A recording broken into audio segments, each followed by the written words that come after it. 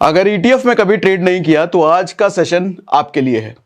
आज के सेशन में हम बेसिकली नए लोगों के पर्सपेक्टिव से बात करेंगे जो ईटीएफ के बारे में ज्यादा कुछ जानते नहीं हैं। ईटीएफ के बारे में डिटेल में बात करने वाले हैं आज। स्पेशलिटी अबाउट ईटीएफ सबसे पहले बात करेंगे। ईटीएफ में ऐसा क्या है जो इसको स्टॉक से, इंडेक्स फंड से, दूसरे फंड से इसको अलग करती है, ये नए लोगों के लिए कैसे ज्यादा फायदेमंद है वो बात करेंगे। दूसरा बात करेंगे हम 3% वीकली स्ट्रेटेजी, हफ्ते का 3% प्रॉफिट निकालने की स्ट्रेटेजी क्या हो सकती है, हम वो बात करेंगे। हफ्ते का 3% हो सकता है, बहुत कम लोगों को लगे कि 3% सिर्फ हफ्ते का है। आज इसकी ताकत बताऊंगा कैसे सिर्फ छोटा सा इन्वेस्टमेंट, अगर आपका इन्वेस्टमेंट अमाउंट 10,000 रुपए का भी है, उसके जरिए भी ये 3% के जरिए कंपाउंडिंग होकर कैसे करोड़ों में बदल जाता है, वो भी आज आपको दिखाऊंगा। और टॉप ईटीएफ कौन से है, ऑफकोर्स सी बात है, जब आप स्ट्रेटेजी जानेंगे, जब आप ईटीएफ के बारे में जानेंगे तो आप ये सवाल जरूर पूछोगे कमेंट में कि किस तरह के ईटीएफ में, कौन से ईटीएफ में हमारे को इन्वेस्ट करना चाहिए, वो टॉप ईटीएफ कौन से हैं। तो वो टॉप ईटीएफ भी बताऊंगा, वो टॉप ईटीएफ टॉप ही क्यों हैं, वो ही क्यों हैं वो भी बताऊंगा, रीजन वीजन सब बताऊंगा। तो बेसिकली आज का सेशन 3 पार्ट में होगा। सबसे पहला पार्ट होगा स्पेशलिटी अबाउट ईटीएफ, हम बात करेंगे कैसे ये बेहतर है बाकी दूसरे इंस्ट्रूमेंट से। दूसरा पार्ट होगा स्ट्रैटेजी, 3% वीकली हमारे को निकालने की स्ट्रैटेजी क्या होगी। और तीसरा होगा टॉप ईटीएफ क्यों और कौन सा, सिर्फ कौन सा नहीं, क्यों, वो भी हम बात करेंगे। तो इससे पहले देखो ईटीएफ के हम 2 सेशन कर चुके हैं। ये देखो, ये मैंने अपना यूट्यूब चैनल अपना खोला हुआ है, हमने कितने 214 वीडियो हमने पोस्ट कर दिया क्या, अरे वाह गजब, अपने लिए ही मैं गजब कह रहा हूं खैर, तो एक तो ये वीडियो हमने करा था सभी स्टॉक्स का बाप ईटीएफ, और उसके पहले हमने ये करा था। तो आप अगर ईटीएफ को ढंग से डेप्थ में ट्रेडिंग करना चाहते हो तो आज का सेशन तो आप देख ही लो। आज के सेशन हम बेसिक कवर करेंगे, कभी नहीं किया तो आज के सेशन में आपको सब सीखने को मिल जाएगा। लेकिन आज के बाद आपको ये 2 वीडियोस जरूर देखना चाहिए ताकि इन डेप्थ स्ट्रैटेजी, आज जो हम बिगिनर लेवल की स्ट्रैटेजी पर बात करेंगे, इन डेप्थ स्ट्रैटेजी के लिए आपको ये 2 वीडियोस जरूर देखने चाहिए। बड़ा भयंकर प्यार मेरा है, 6 दिन में 3.5 लाख व्यूज और इधर 13 दिन में 5,71,000 व्यूज आप लोगों के थ्रू, और बड़े प्यारे प्यारे कमेंट्स हैं। अच्छा, आपके कमेंट्स इसमें थे, कुछ सवाल भी हैं, वो सवाल को भी आज हम क्लियर कर लेंगे, ठीक है। तो हम आते हैं, किधर गया, इधर। सबसे पहली चीज, एक कंपैरिजन मैंने आपको यहां पर दिखाया है सर, स्टॉक, इंडेक्स फंड और ईटीएफ। यही क्यों लिया मैंने म्यूचुअल फंड क्यों नहीं लिया इसमें क्योंकि म्यूचुअल फंड एक ऐसा फंड है सर जो कि एक्टिवली मैनेज किया जाता है। और खैर अभी बात करता हूं तो आपको समझ में आ जाएगा। देखो, स्टॉक यानी कि हम किसी स्टॉक की बात कर रहे हैं, किसी शेयर की बात कर रहे हैं, तो एक स्टॉक कभी भी जीरो हो सकता है सर। कभी भी जीरो कहने का मतलब, हम अगर रिलायंस, टाटा और टाइटन, एचडीएफसी बड़े स्टॉक की बात कर रहे हैं तो ऐसा नहीं है भैया कि कल परसों तरसों वो जीरो होने वाला, ऐसा नहीं होने वाला। लेकिन ये है कि श्योरिटी कुछ नहीं है। कई बार मैं बोल चुका हूं, यस बैंक का एग्जांपल हम कई बार ले चुके हैं। यस बैंक भी इसी कैटेगरी का था, इंडेक्स में कभी हुआ करता था। आज के टाइम में पेनी स्टॉक है, तो हम ये नहीं कह सकते कि टाइटन स्टॉक है या एचडीएफसी है या रिलायंस है तो जीरो नहीं हो सकता, ये बर्बाद नहीं हो सकता, कह नहीं सकते सर। चांसेस बहुत कम है, बहुत ही ज्यादा कम है, लेकिन कह नहीं सकते। अच्छा, इनके अलावा कोई आपका मीडियोकर स्टॉक है, कोई पेनी स्टॉक है, कोई छोटी स्मॉल कैप है, कोई मीडियम कैप है, वो सब तो हो ही सकते हैं। लेकिन इंडेक्स फंड सर जीरो नहीं हो सकता। इंडेक्स फंड क्यों हम बात कर रहे हैं सर, हमारा देखो ये सेशन करने का एक ऑब्जेक्टिव ये भी रहता है, जब भी मैं स्टॉक मार्केट के बारे में बात करूं तो सेफ्टी मेरा पहला कंसर्न है, रिस्क फैक्टर सबसे पहला कंसर्न है। क्योंकि मैं रिस्की इन्वेस्टमेंट या रिस्की इन्वेस्टमेंट स्ट्रैटेजी पर आपने देखा होगा मैं कभी बात नहीं करता। मेरे को स्मॉल कैप, मिड कैप ज्यादा पसंद है, इसलिए नहीं है क्योंकि वहां पर एक बड़ा रिस्क इन्वॉल्व होता है। इसीलिए हमेशा मैं इंडेक्स में रहने वाली कंपनियों की बात करता हूं। तो इन तीनों में अगर हम कंपेयर कर रहे हैं सर, इंडेक्स फंड में आप कैन बी जीरो वाला फैक्टर नहीं होता है, क्योंकि टॉप की 50 कंपनियां हैं। कोई कंपनी अगर परफॉर्म नहीं कर रही है तो बाहर हो जाएगी, और जो कंपनी परफॉर्मिंग है वो अंदर हो जाएगी। तो टॉप की 50 की लिस्ट वो टॉप की ही मेंटेन रहेगी। सेम चीज ईटीएफ में भी होता है। ईटीएफ क्या है, इंडेक्स का रेप्लिका है। सिर्फ इंडेक्स का ही नहीं, अभी वैरायटी भी है, उसमें बताता हूं। अगर हम इंडेक्स के ईटीएफ की बात करें तो इंडेक्स का रेप्लिका है। इंडिविजुअली अगर हम स्टॉक की बात करें तो ये एक इंडिविजुअल स्टॉक है, वहीं इंडेक्स फंड एक ग्रुप है सर। ये इंडेक्स को फॉलो करता है, जैसे इंडेक्स में टॉप की 50 कंपनियां हैं तो उसी का फंड बनाया गया है, यानी कि सेफ्टी सिक्योरिटी इसमें प्रोवाइडेड ज्यादा है किसी इंडिविजुअल स्टॉक के। ठीक है, क्योंकि एक इंडिविजुअल स्टॉक डाउन हो सकता है, गिर सकता है, बर्बाद हो सकता है, लेकिन जैसे ही बर्बादी की कगार पर वो आएगा उसको इंडेक्स से बाहर निकाल दिया जाएगा। तो इंडेक्स में जो कंपनियां होंगी वो टॉप की ही होंगी।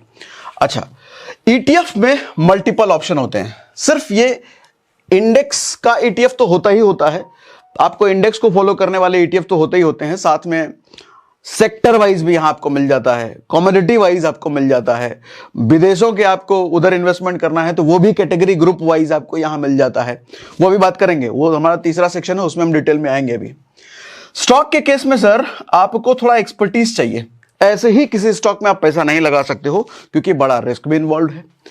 इंडेक्स फंड में आपको ज्यादा एक्सपर्टीज नहीं चाहिए सर। इंडेक्स फंड में क्यों नहीं चाहिए? क्योंकि आपको पता है टॉप की 50 कंपनी, भारत के इकोनॉमी के टॉप की 50 कंपनी, तो इसमें क्या रिसर्च करना। ईटीएफ में भी नहीं है, अगर इंडेक्स को फॉलो कर रहे हैं तो भैया हमें पता है कि इसी का रेप्लिका है।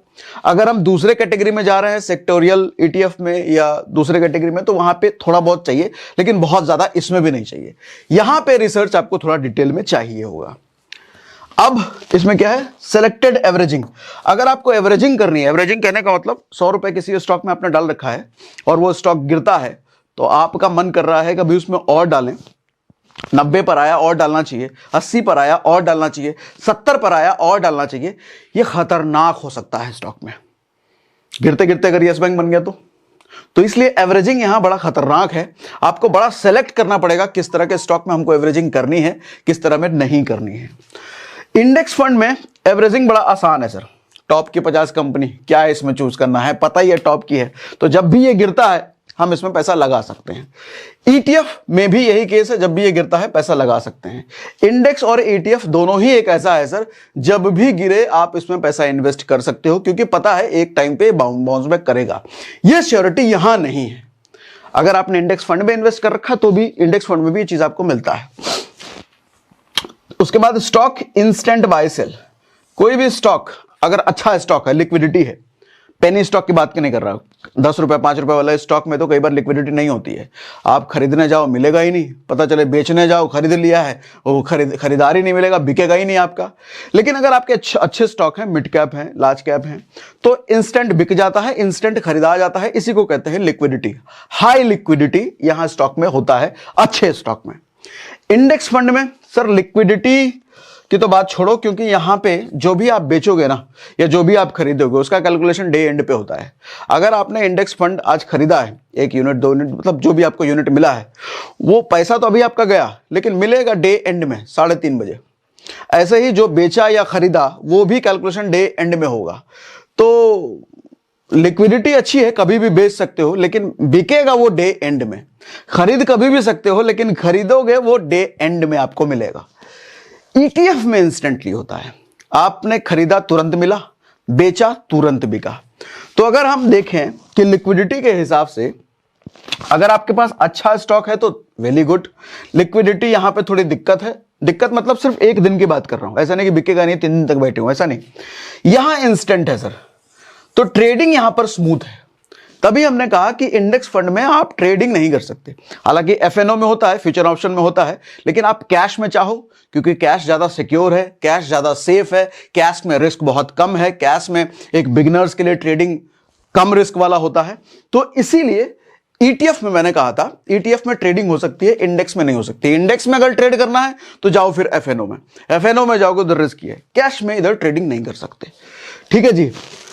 लिक्विडिटी डिपेंड्स, लिक्विडिटी क्यों डिपेंड्स कि अच्छा स्टॉक है तो लिक्विडिटी मिलेगी, खराब स्टॉक है तो नहीं मिलेगा। यहां पर लिक्विडिटी हाई है, कभी भी बेच खरीद सकते हो, लेकिन डे एंड याद रखना। ये यहां पर डिपेंड्स, अगर आपके अच्छे ईटीएफ हैं, जो आज के सेशन में बात करेंगे कैसे चुनते हैं अच्छा ईटीएफ, तो लिक्विडिटी अच्छी मिलेगी। खराब ईटीएफ है तो यहां भी लिक्विडिटी नहीं मिलेगी। 3-3 दिन तक आप बैठे रहोगे, आपका ईटीएफ बिक ही नहीं रहा है भैया। प्रॉफिट कमाने का सोच रहे हो, कहां से प्रॉफिट कमाओगे? 3 दिन में देख रहे हैं मार्केट गिरा ही जा रहा है, गिरा ही जा रहा है। तो ईटीएफ में एक रिस्क वो होता है, लेकिन अगर सही ईटीएफ है तो वो रिस्क नहीं है। बात करेंगे आज हम। इतनी बात समझ में आ रही है? मुझे कमेंट बॉक्स में लिख के बता दीजिए, यस यस यस यस लिख के बता दीजिए। आज जरा डिटेल में इत्मीनान से हम सेशन कर रहे हैं भैया, कोई हड़बड़ी नहीं है, कोई जल्दीबाजी नहीं है, ठीक है। तो कुल मिला के अगर हम देखें, हम अगर बिगिनर हैं और हमारे को ट्रेड करना है तो ETF सबसे अच्छा इंस्ट्रूमेंट है।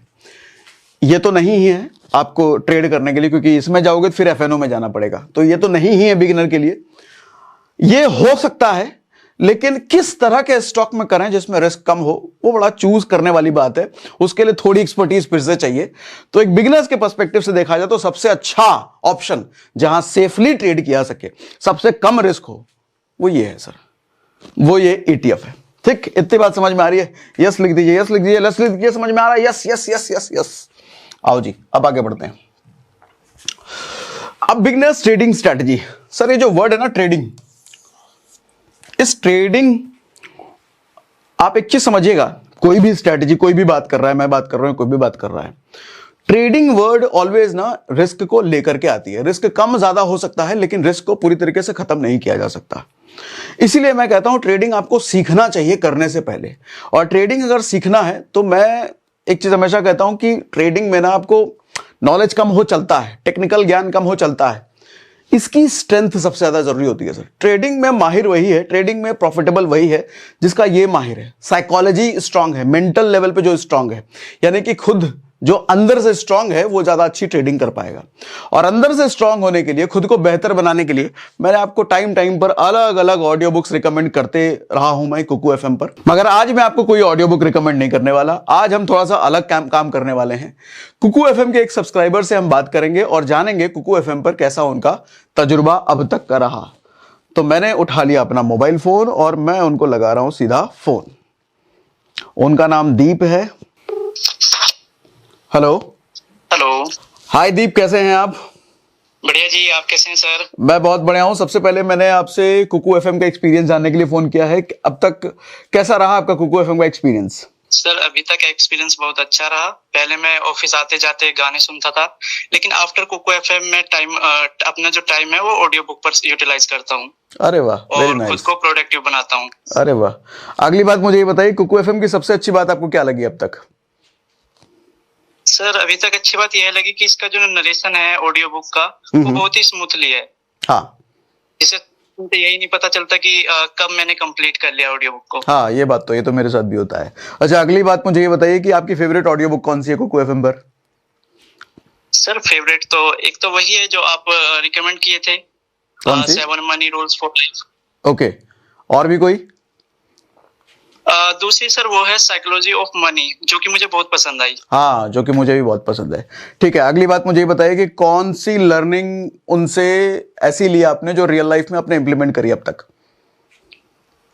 वैसे तो बहुत कुछ सीखा है यहाँ से, और इम्प्लीमेंट की बात करूँ तो मैं बहुत खर्चा करता था, तो मैंने यहाँ से सीखा कि मनी को मैनेज कैसे किया जाता है, और अभी इसी का मैं बहुत ध्यान रख रहा हूँ। Okay, very nice. अच्छा, ओके, सो आपकी तरफ से कोई सजेशन कुकू FM को? हाँ सर, बिल्कुल एक सजेशन है कि जो आपकी अभी एक बुक आई है real rich, the real rich, आप उसको कुकू FM पर ऑडियो बुक में लाएं। अरे वाह, ठीक है, ये तो कुकू FM वाले लाएंगे जल्दी। जी बिल्कुल। ठीक है, thank you very much Deep, thank you very much. Thank you so much sir. तो आप भी कुकू FM से जुड़कर खुद को बेहतर बनाते रहिए। और अगर आपने अब तक सब्सक्राइब नहीं किया है तो SRS50 कूपन कोड इस्तेमाल करके 50% का डिस्काउंट ले सकते हैं। यानी कि आपको 99 नहीं, सिर्फ 49 पे करना पड़ता है पहले महीने के मंथली सब्सक्रिप्शन पर। तो अब हम आते हैं बैक टू द टॉपिक अपने। तो ट्रेडिंग स्ट्रैटेजी पर हम बात कर रहे थे, और ट्रेडिंग स्ट्रैटेजी पर हमारा स्ट्रैटेजी है सर आज का 3% वीकली का। तो सबसे पहले मैं आपको 3% की ताकत बता देता हूं, 3% कितना पावरफुल है। उसके लिए मैं आपको गूगल पर लेकर के आता हूं और कंपाउंड इंटरेस्ट कैलकुलेटर मैंने खोल रखा है। कई लोगों को लगेगा 3% वीकली है तो बहुत कम है, इतना थोड़ी, इसके क्या आएगा, तो दिखाता हूं अभी। सर मान लो कितना कैपिटल लूं, 1 लाख? नहीं, 1 लाख तो बहुत ज्यादा हो जाएगा, मैं 10,000 रुपए लेता हूं, छोटा सा कैपिटल। 10,000 मैंने कैपिटल लिया सर। अगर हम वीकली 3% इससे निकाल पाए, मैं ईयरली को वीकली कर देता हूं और एक ही साल यहां पे मैं कर देता हूं, ठीक है। विड्रॉल यहां पे कुछ भी नहीं, नन। और मुझे जो कंपाउंड करना है, कंपाउंड वीकली करना है सर। मैं अगर इसको कैलकुलेट करता हूं तो जरा ध्यान से देखना सर, मेरा ये जो 10,000 का इन्वेस्टमेंट है, अगर मैं हर वीक इसको 3% के रेशियो से बढ़ाता चला जा रहा हूं, कंपाउंड करता जा रहा हूं, तो ये जो मेरा रिटर्न बनता है सर 46,000 बनता है। ये डॉलर इसको मारो गोली, हमारे को तो रुपया देखना है। 46,508 रुपये बनता है सिर्फ 10,000 रुपये से। और ये इधर देखो पूरा डिटेल कैलकुलेशन सर, पहले महीने 10,000, अगले महीने ये, अगले महीने ये, अगले महीने ये, 12वें महीने तक जाते जाते आपका इतना पैसा बन जाता है। और जो हमारा रिटर्न परसेंटेज सर 365% का रिटर्न है। 365% किधर मिल रहा है? 365%। अच्छा, इसको और आप देखो, अभी हो सकता है डिफरेंस आपको छोटा लग रहा हो, पहले महीने 10,000, अगले महीने 11,000 इतना, उसके अगले महीने 12,000 इतना। आप अगर इसको ड्यूरेशन बढ़ा दो सर, आपको गैप बड़ा लंबा लंबा दिखेगा। 5 साल मैंने मान लो कर लिया, पहले तो रिटर्न में देखना कितना फर्क पड़ जाएगा। सिर्फ 10,000 की वजह से कंपाउंड करते करते 5 साल में कितना हो सकता है? इकाई, दहाई, सैकड़ा, हजार, 10,000, लाख, 10 लाख, करोड़। सर 10,000 की ये ताकत है कि 5 साल में अगर हम इसको वीकली कंपाउंड करते रहे सिर्फ 3% के हिसाब से, तो ये 2 करोड़ रुपए बन जाता है। 2 करोड़ सिर्फ 10,000 रुपए इन्वेस्ट करके 3% के हिसाब से ये 2 करोड़ रुपए बन जाता है सिर्फ 5 साल में। सिर्फ 5 साल में ये ताकत है भैया। अच्छा, इसका कंपाउंडिंग अगर आप चेंज कर दो, तो वीकली कंपाउंड है, आप इसको अगर मंथली कंपाउंड करना शुरू करो, मंथली, तो देखना घटेगा। ये 2 करोड़ है ना, ये 1 करोड़ पे आ गया, इतना है ना, 1 करोड़, हाँ 1 करोड़ पे आ गया, मतलब 1.5 करोड़ पे आ गया लगभग, सीधा 50 लाख कम आ गया सर, अगर हम इसको मंथली कंपाउंड कर रहे हैं। ताकत सर कंपाउंडिंग में सर, आम आदमी ना 1%, 1.5%, 2%, 3% को हल्के में ले लेता है, उसको नहीं पता कि सर ये कंपाउंडिंग वे में चलेगा। अगर आप इसको 1% का भी प्रॉफिट के हिसाब से लेके चलो ना सर, वीकली अगर आप 1% भी प्रॉफिट कमा रहे हो, तो कैलकुलेटर खोल करके देख लेना, ये लिंक क्या लिखा है इधर, thecalculatorSite.com पे जाके कंपाउंड कैलकुलेटर खोल के देख लेना सर। 1% के हिसाब से भी जो रिटर्न मिलेगा ना आपको, 5 साल में पागल हो जाओगे आप। दुनिया का कोई प्रॉपर्टी नहीं दे पाएगा, दुनिया का कोई स्टॉक मार्केट का कोई शेयर नहीं दे पाएगा, कोई म्यूचुअल फंड नहीं दे पाएगा जो 1% का कंपाउंडिंग देगा आपको। आप पहले वीकली 1% कमाना सीखो तो सही, ठीक है। तो ये रहा कंपाउंडिंग कैलकुलेटर भैया। अच्छा, नीचे भी आप ये देख लेना, डिफरेंस देखो कितना बड़ा बड़ा दिखेगा आपको। ये ईयरली वाइज हो गया, ईयरली ब्रेकडाउन। इसको एक्सप्लोर करो सर, अच्छी चीज है। कंपाउंडिंग कैलकुलेटर को एक्सप्लोर करके ढंग से जरा सीखो। हम बिगनर स्ट्रेटेजी पर बात कर रहे थे, ठीक है। सो सबसे पहली चीज सर, आप टॉप 5 ETF चुन लो। अच्छा, टॉप 5 ETF कौन सा होगा, कैसे चुनेंगे, उसका क्राइटेरिया मैं बता देता हूं, आगे चल के मैं उसका नाम भी बताने वाला हूं। सबसे पहली चीज तो टॉप 5 ETF चुनने का सर क्राइटेरिया जो होगा वो होगा based on volume and risk. ऐसे ETF आपको लेने हैं जिसमें वॉल्यूम, ट्रेडिंग वॉल्यूम सबसे ज्यादा होता हो डेली बेसिस पे।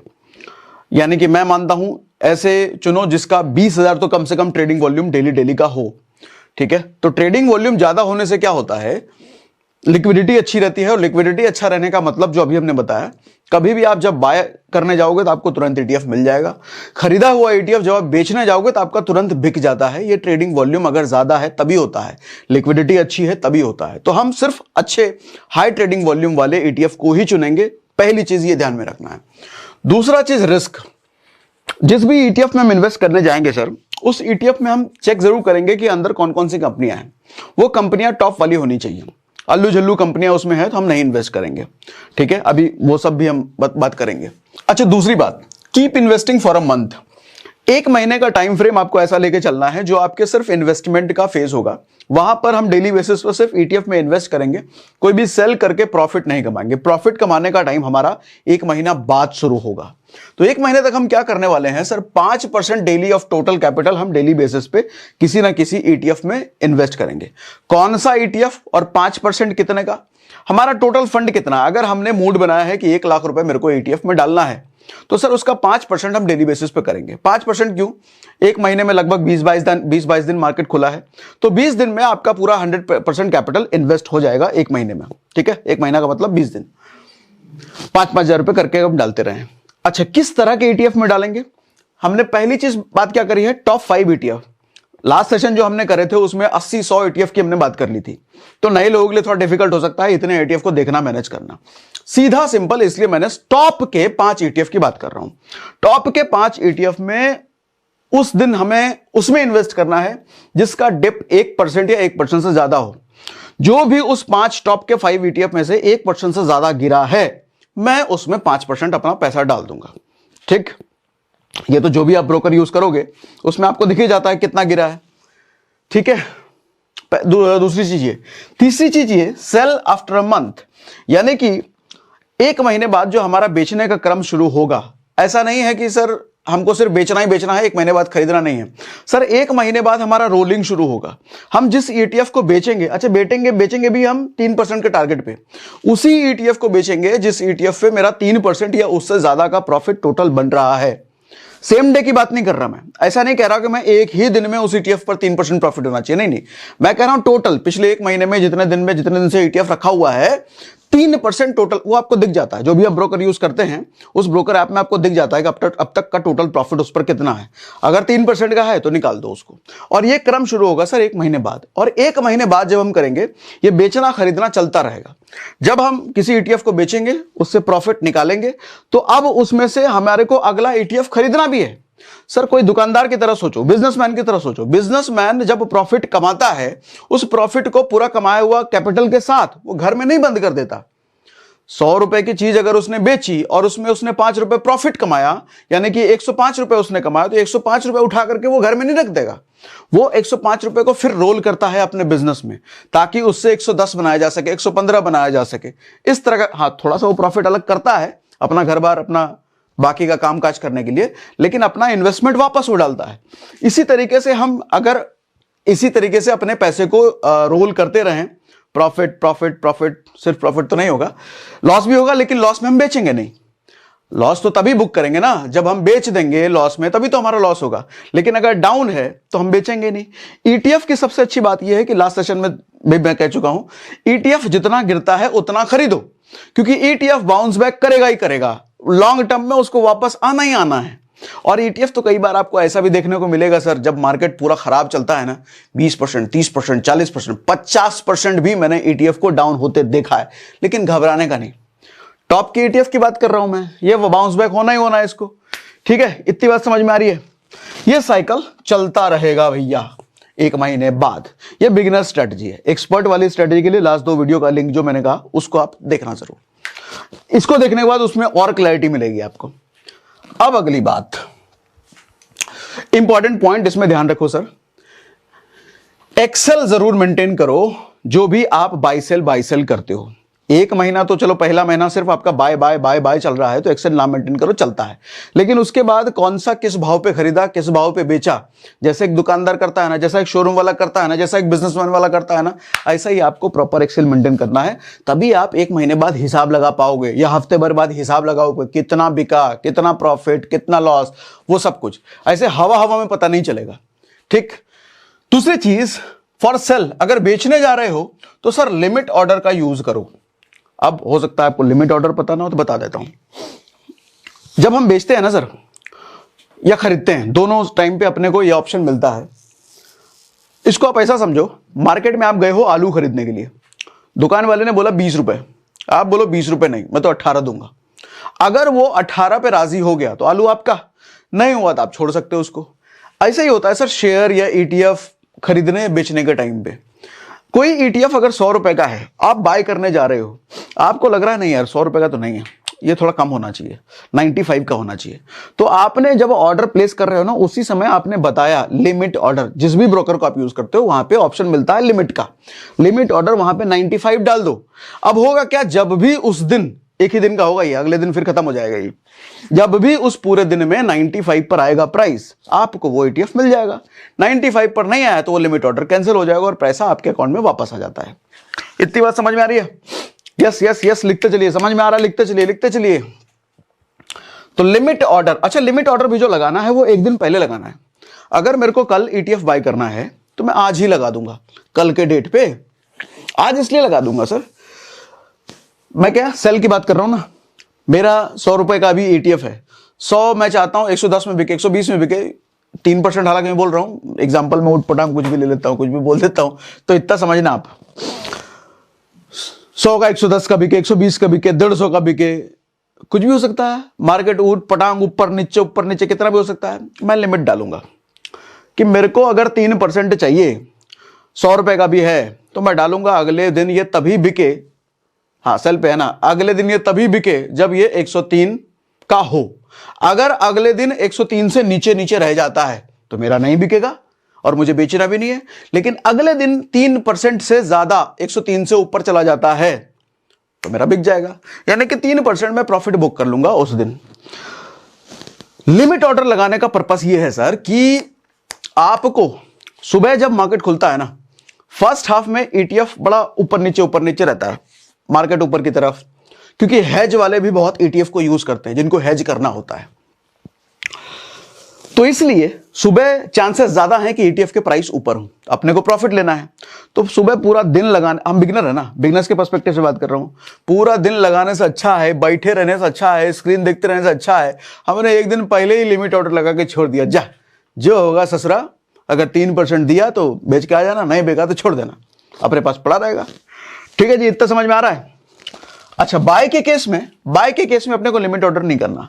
बाय में सर 2 बजे के बाद मार्केट शांत होता है, ईटीएफ का मार्केट उछल कूद करके 2 बजे के बाद 3 बजे के बाद शांत होने लग जाता है, 3:30 तक का अपने पास टाइम है।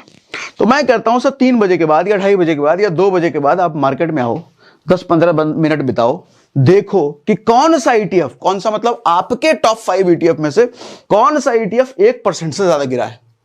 जो भी ईटीएफ 1% से ज्यादा गिरा है आपके उस टॉप 5 ईटीएफ में से, दुनिया जान से अपने को नहीं मतलब, उसमें आप अपना इन्वेस्टमेंट कर देंगे। इतनी बात समझ में आ रही है। सर बेचना है तो 3% में कमाऊंगा, अदरवाइज नहीं बेचूंगा। खरीदना है तो मैं उसी को खरीदूंगा जो 1% से कम आज के दिन में गिरा है। 3% प्रॉफिट मेरे को ओवरऑल चाहिए, जब से मैंने लगाया है उसमें, तब से। हो सकता है 10 दिन हो सकता है, वीकली हो सकता है, 4 दिन हो सकता है। हालांकि 1 वीक का खेल है ये सर, 1 वीक में ईटीएफ में 3% का प्रॉफिट कमाया जा सकता है, जो प्रैक्टिकल एक्सपीरियंस हमने किया है। लेकिन कई बार हो सकता है 10 लग सकता है, 15 दिन लग सकता है। ठीक है, बाय के केस में 1% गिरा है, हम उसी को खरीदेंगे। सेल के केस में जो 3% प्रॉफिट दे रहा है मैं उसी को बेचूंगा। ये 1 दिन का है, ये टोटल का है। इतनी बात समझ में आ रही है। अब आगे बढ़ो। अब बिगेस्ट चैलेंज सर ईटीएफ की ट्रेडिंग में या किसी भी ट्रेडिंग में, ईटीएफ में तो हम बाय सेल बहुत फ्रीक्वेंटली करेंगे, तो सबसे बड़ा चैलेंज आपका ब्रोकरेज और टैक्सेस का आएगा सर। एक अच्छा खासा पैसा ब्रोकरेज में चला जाता है, पर ट्रेड एक बाय सेल पे 20-22 रुपए चला जाता है, उसमें टैक्सेस भी अलग से लगते हैं। देखो टैक्सेस तो बचाने का कोई तरीका नहीं है, लेकिन ब्रोकरेज बचाने का तरीका है, और टैक्सेस लगते भी बहुत कम है, बहुत छोटा अमाउंट होता है। लेकिन ब्रोकरेज आपका अच्छा खासा पैसा चला जाता है सर। एक ट्रेड पे अगर 20 रुपए जा रहा है तो 5 ट्रेड हो गए तो आपका कहाँ, अगर हम 20 दिन की बात कर रहे तो कहाँ, अगर हम डेली बेसिस पे कर रहे तो कहाँ गया ब्रोकरेज, सोच लो। तो मुझे लगता है ब्रोकरेज बचाने का हमारे पास एक ऑप्शन है, तो हम क्यों ना उसको यूज करें। एक प्लेटफॉर्म है सो शून्य बाय फिनवेशिया। शून्य भी एक ब्रोकर है, किसी भी ब्रोकर की तरह। इसकी सबसे अच्छी बात मुझे यह लगती है कि lifetime no brokerage on everything. आप चाहे ईटीएफ में कर रहे हो, एफएनओ में कर रहे हो, आप चाहे इक्विटी में कर रहे हो, किसी भी ट्रेडिंग इन्वेस्टमेंट कुछ भी कर रहे हो सर, कोई भी ब्रोकरेज चार्ज इसमें नहीं लगता। सिर्फ सरकारी टैक्स लगता है, जो कि बहुत छोटा सा अमाउंट होता है, वो सब पे लगना है। कोई भी इसका सब्सक्रिप्शन फीस नहीं होता सर। आपको इसको लेने के लिए इतना सब पैसा पहले दो, वो सब लफड़ेबाजी नहीं है। कोई एएमसी भी नहीं लगता सर सालाना, कोई मेंटेनेंस के नाम पे कुछ नहीं लगता।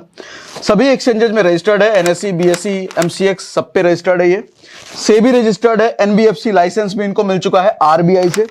अच्छा, सिंस 2009 से है ये। इसके बारे में 2-3 चीजें मैंने और ऐड कर दी, इसलिए क्योंकि लास्ट सेशन भी जब मैंने इसकी बात करी थी ब्रोकरेज बचाने की, तो बहुत सारे लोगों ने पूछा क्या हम भरोसा कर सकते हैं सर, क्या ट्रस्ट कर सकते हैं शून्य पर। तो सर मैं स्ट्रेट फॉरवर्ड ये नहीं कह सकता कि करो या ना करो, क्योंकि वो मुझे करना भी नहीं चाहिए। मैंने आपको पैरामीटर्स बता दीजिए, 2009 से है, सेबी रजिस्टर्ड है, लाइसेंस फ्रॉम एनबीएफसी, ये सब चीजें। बाकी आप देखो आपको करना है कि नहीं करना है। ठीक है, तो ब्रोकरेज बचाने का ये अच्छा ऑप्शन है। अच्छा, ये कोई पेड प्रमोशन किसी तरह का नहीं है भैया, हम सारी चीजें कवर कर रहे हैं, तो मैंने कहा ब्रोकरेज बचाने का भी ऑप्शन आपको बता दो, क्योंकि ईटीएफ ट्रेडर के लिए बड़ा पेन है ये।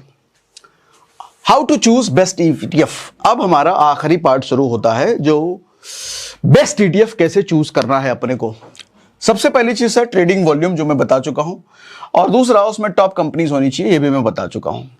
अब आओ आगे सर, कैटेगरी हमारे पास मोटा मोटी 5 कैटेगरी है ईटीएफ की। पहली कैटेगरी है sir index ETF. Index ETF क्या होता है, जो इंडेक्स को फॉलो करता है, जो इंडेक्स को टॉक करता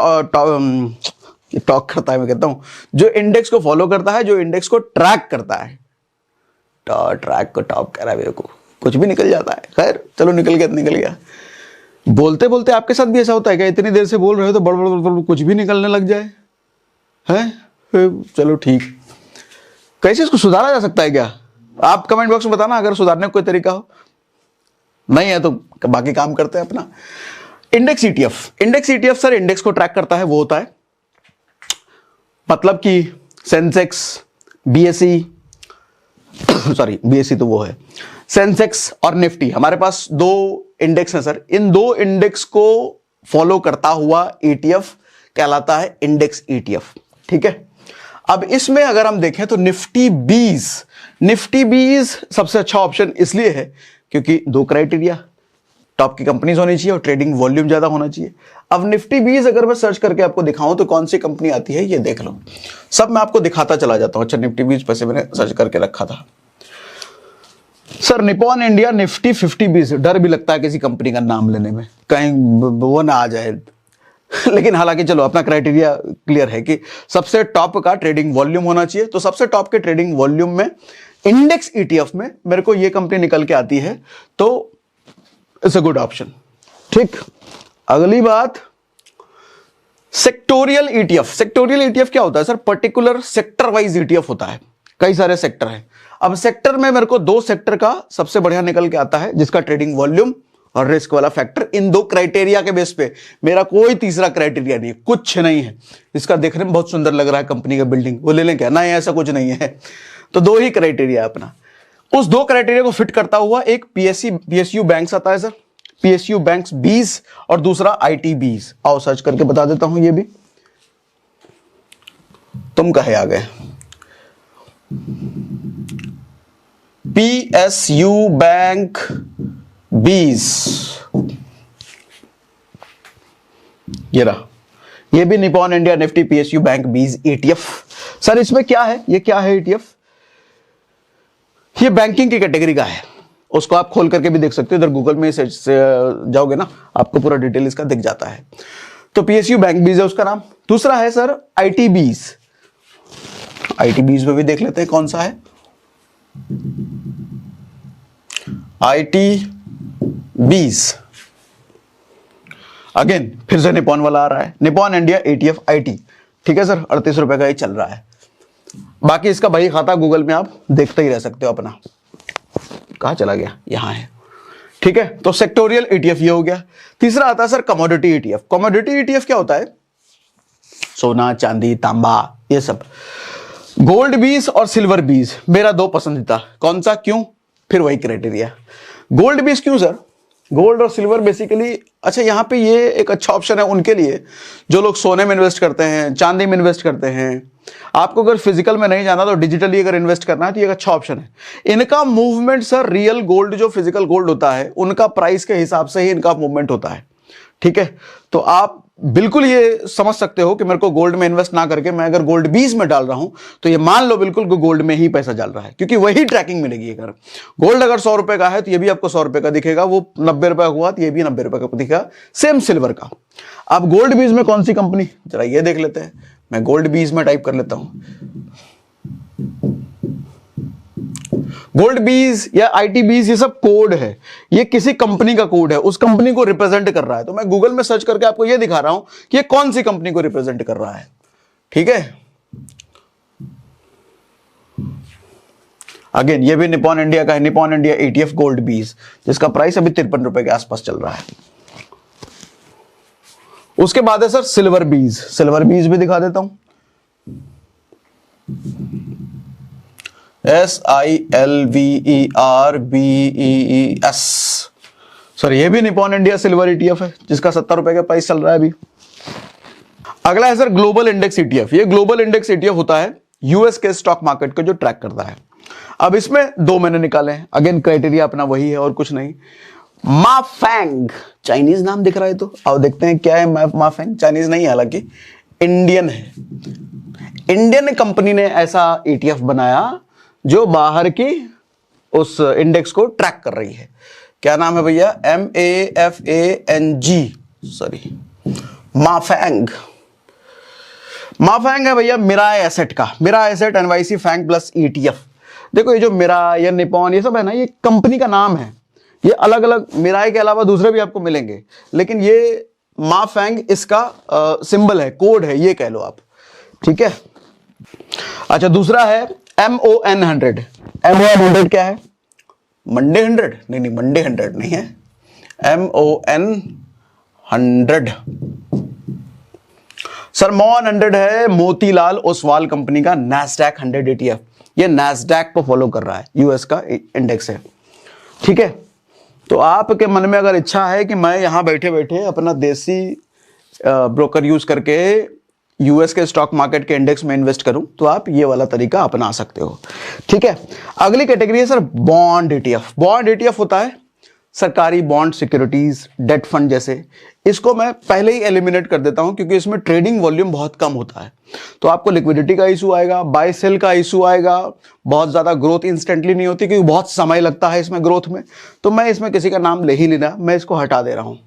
हम इस चारों कैटेगरी में इसमें से जो कंपनी जिसका नाम आपको बहुत बढ़िया लगे, जो आपके ग्रह नक्षत्र के हिसाब से सेट बैठे, उसको आप चुन लेना, कोई भी 5 की कंपनी, कोई भी, ठीक है जी।